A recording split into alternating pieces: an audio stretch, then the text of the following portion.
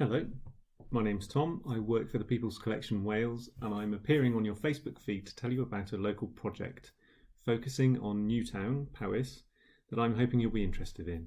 It's called the David Pugh Crowdsourcing Project. David Pugh was one of Newtown's greatest chroniclers. He founded the local history magazine, the Newtonian, and was the driving force and editor behind numerous publications for Newtown Local History Group. David was a keen historian. He gave guided tours around the town. He also volunteered at Newtown Textile Museum and was a trustee of the Powisland Club. From 1994 to 1996, he even served as mayor for Newtown. As a historian, David understood the importance of searchable public records, and as a keen photographer, he recorded the changing face of Newtown over decades, taking thousands of photographs himself and collecting many more through his historical research. And it's this collection of photographs that is the focus of the project I'm going to introduce to you today.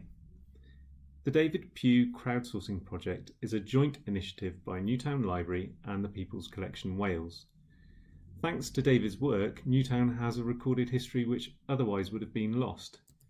Now we need online volunteers to enhance David's photographs with extra information, such as their locations, dates, and information about what they show, so that we can add them to the People's Collection Wales, and future generations will be able to explore and enjoy them. We really need volunteers from Newtown itself, people that know the town well today and knew the town well in decades past. We've established a new website with the help of the National Library of Wales, on which anyone can register as an online volunteer and then start adding the extra information we're looking for. Now, this is no small task. We've got around 4,500 images to work through, but what better way to spend some of your time on lockdown than perusing really interesting old photographs of Newtown and doing your bit to help preserve them for the future. Shortly, I'll show you exactly how the fully bilingual website works. The address for the website is in the description of this video. But I also want to explain that we will be running a live weekly catch-up session on Facebook at 3:30 every Wednesday afternoon.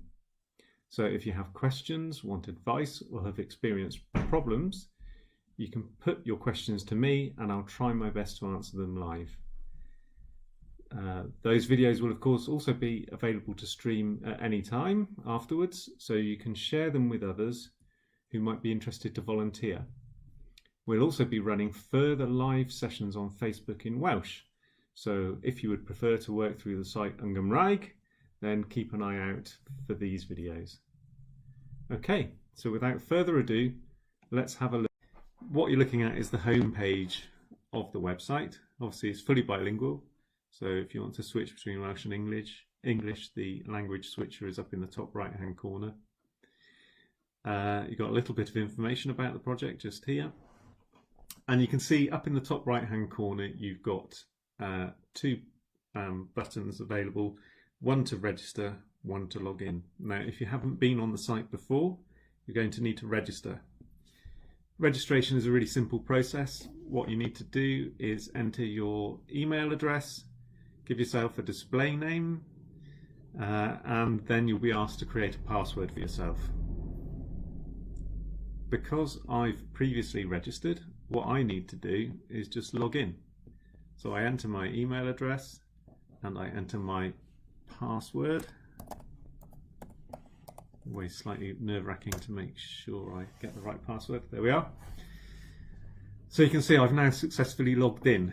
You can tell you've successfully logged in because along the top line of the website you can see that you're now signed in as whatever your screen name is. Mine's Trumpet2. I've also got this green bar which has appeared across the top of the page that's telling me I have successfully logged in. Okay, if you forget the guidance that you've seen in this video, or you just want to run through exactly what the process is again, we've got some helpful video content under the Getting Started tab in the header menu here. We've got a little video that takes you through the whole process I'm about to show you now. So that's always there. You can always go back to that video, or come back to Facebook and have a look at this video to learn more about how to use the site. But what I'm going to do is jump straight in and start showing you the collection. And to do that, we come down the page and click on the lower Get Started button, which is just here. Now, what you can see is that the website is now displaying all 4,500 David Pugh photographs listed by area, either by street or by part of the street, side of the street, different parts of the town. It's listed all here alphabetically. So we can see we're starting at A with Aberbecan and working down through Broad Street, Bryn Lane. Go to the next page and we can see all these different parts of the town to look at. Now, we really need people to enter information about these images. So I'm going to click on one of these areas. I'm going to click on Cambrian Gardens. I'll open that up, and what you can see is we've got a whole series of photographs listed in this page. Page 1 of 5. There'll be extensive photographs for Cambrian Gardens, and there are extensive photographs for everywhere in the town, both the historic parts of the town, but also the modern estates, the industrial estates. Everywhere in Newtown pretty much is covered in great detail. And let's say we want to start editing a record. What we'll do is we'll select one of these photographs, and I'm going to select this image here. Now I'm just going to scroll down to the bottom of the page. Okay, so because this is a crowdsourcing exercise, lots of people hopefully are going to be contributing their records to the site, and when someone has started working on a record, their transcriptions, the information they provide, if they've been working on a record, it will be displayed in a box down at the bottom of this page. There'll be an area that says a certain username has added annotations to this image. Now in this case, this is a clean record. No one else has put any information about this image into the system. So we've got an image here. Obviously it's not a photograph, it's a drawing or an illustration of the R. Humphreys and Co. over 7 corn mills. So I've got some information there. I don't know this building particularly well, but I can put in illustration, if I can type, illustration of over 7 corn mills. When you're entering the information, you can either enter your text in Welsh or English, or both if you're able to. I'm just going to do this very quickly in English. Illustration of R. Humphreys and Co. over 7 corn mills. And I'm just going to add viewed from the far bank of the River Severn. Okay, so we've done the title, we've done the description. I don't know a date for this. I'm hoping someone else may well have an idea about the date of this illustration. The category, obviously this is an industrial site, so I'm going to put industrial as the category. I'm going to tag it with mill. I'll leave it at that. Now location wise, I think I can guess the location of this place. So to get to the location, the first thing we have to do, tap in the location box and start typing Newtown. And you'll see different Newtowns come up. We want Newtown, UK. We select that and then it opens the mapping window. We click again to get through to a map. Now by default the pin's just placed centrally in Newtown, but if we zoom in, we can actually click and drag that marker to the correct location. So you can see I've zoomed in, If I hover my hand over, click on it, I can then drag that pin to where I want to put it. The map will scroll with me as well as I move it. Now I think that illustration looks like it's the mill, the over 7 mill is somewhere around this Golagadre lane around here. So I'm just going to drop that pin there. If I'm happy with that, I can just click save.